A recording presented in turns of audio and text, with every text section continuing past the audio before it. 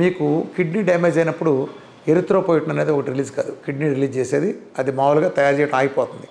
అదేంటంటే మనకి బోన్లో ఉండే మూలుగులో ఎర్ర రక్త కణాలు తయారు చేయడానికి హిమోగ్లోబిన్ తయారు కావడానికి ఉపయోగపడుతుంది.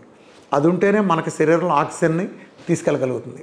సో ఎప్పుడైతే ఆర్బీసీ ఎర్ర రక్త కణాలు లేవో, హిమోగ్లోబిన్ లేదో, మనకి శరీరంలో చాలా అనర్థాలు జరుగుతాయి. కాబట్టి మీకు అందరికీ ఏం చేస్తామంటే 10,000 ఇంటర్నేషనల్ యూనిట్ల ఎరిథ్రోపోయిటిన్ ఇంజెక్షన్, ఇది మీరు బయట చేయించుకోవచ్చు, ఎక్కడైనా ఏదో హాస్పిటల్లోనైనా మీరు ఇన్సులిన్ చేసినట్టు చేస్తారు.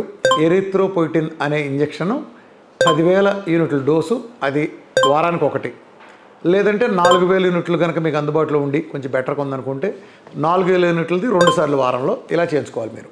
అట్లని కిడ్నీ ప్రాబ్లం ఉన్న వాళ్ళకి కొన్ని ఆహార పదార్థాలు నిషేధించినవి ఉంటాయి. అవేంటంటే కోడిగుడ్డు బయట తినకూడదు, అలాగే మటన్ తినకూడదు, రొయ్యలు తినకూడదు, చికెన్ తినకూడదు, పాలకూర తినకూడదు, పన్నీర్ తినకూడదు, మష్రూమ్ తినకూడదు. ఈ లిస్ట్ అంతా మేము మీకు ఇచ్చిన డైట్ చార్ట్లు ఇస్తాం. అట్లనే నార్మల్గా కోకోనట్ ఆయిల్ మేము ఇచ్చిన మోతాదుల్లో ఆల్మోస్ట్ ఎక్కువ మందికి 100 గ్రాములు ఇస్తాం.